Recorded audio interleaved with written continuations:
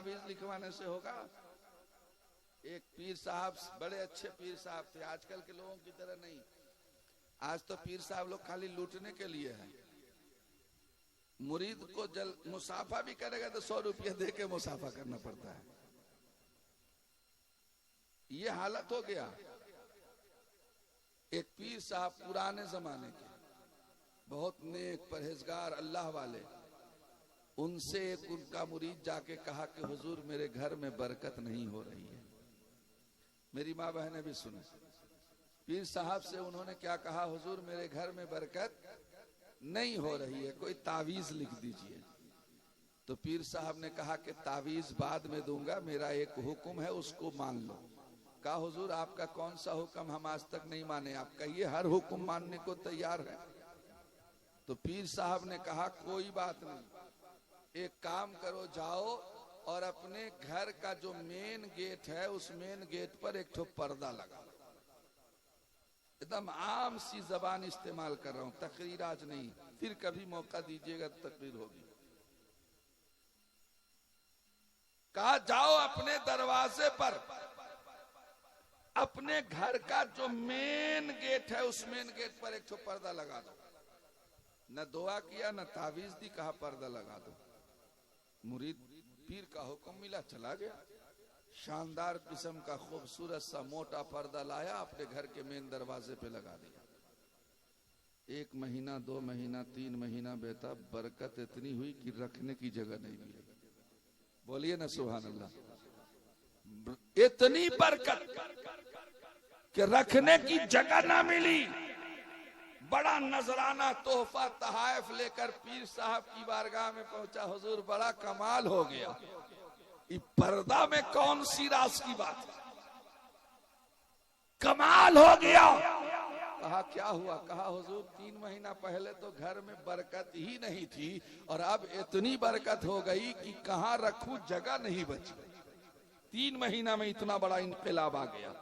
हुजूर इस पर्दे में राज क्या है? आप भी सुनेंगे राज। इस पर्दे में राज क्या है? तो पीर साहब ने कहा कि असल में जो तेरा घर है ना, वो दरवाजा रास्ते के ऊपर है। तेरा घर जो है वो रास्ता सड़क के ऊपर है और लोगों का आना जाना लगा हुआ है। उधर से नमाजी भी गुजरता, बेनमाजी भी गुजरता है। जब कोई बेनमाजी, ये जुमले मेरे आगे वाले अभी से, यहां से जुमले जो आगे आएंगे ना, गौर से सुनिएगा। कहा जब कोई बेनमाजी तुम्हारे घर के सामने से गुजरता और उस बेनमाजी की आंखों की नजर तेरे घर के आंगन में पड़ती, तो उस बेनमाजी के नहूसत वाली नजरों की वजह से अल्लाह तेरे घर से बरकत उठा लिया था। ए बिदतपुर के मुसलमानों, हाथ जोड़ के मैं पूछना चाहता हूँ, बेनमाजी की नजर पड़े तो घर से बरकतें उठा ली जाती हैं। अगर घर में बेनमाजी खुद रहता हो तो उस घर में बरकत कैसे? इसलिए मेरे नबी ने फरमाया, जब बच्चा 7 साल का हो जाए तो उसे नमाज पढ़ने कहो, और जब 10 साल का हो जाए तो उसे मार मार के नमाज पढ़ने का कहो। यहाँ तो माए बाप खुद देना पड़ता है, तो बेटा बेटी को क्या बोलेगा पढ़ने के लिए? बेटा बेटी को कहेगा, पलट के तो माँ बाप को बेटा बेटी कहता है, अब्बा अम्मा आप तो खुद देने पड़ते तो हम क्या पढ़ेंगे। इसलिए आप भी नमाज पढ़ो, अपने बच्चों को भी नमाजी बनाओ।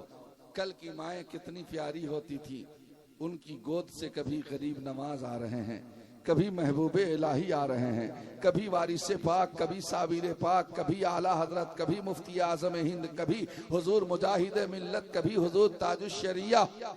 या अल्लाह वाले उन्हीं माओ की कोख से जन्म लेते थे। और आजकल की भी हमारी माँ बहन बेटियां हैं, गरीब नवाज तो छोड़ो, कोई गुलाम गरीब नवाज ही पैदा नहीं होता।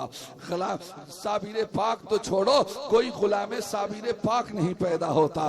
कोई गुलाम वारिस पाक नहीं पैदा होता। कोई गुलाम मुजाहिद मिल्लत पैदा नहीं होता। आखिर वजह क्या है? माए वही थी, माए वही हैं।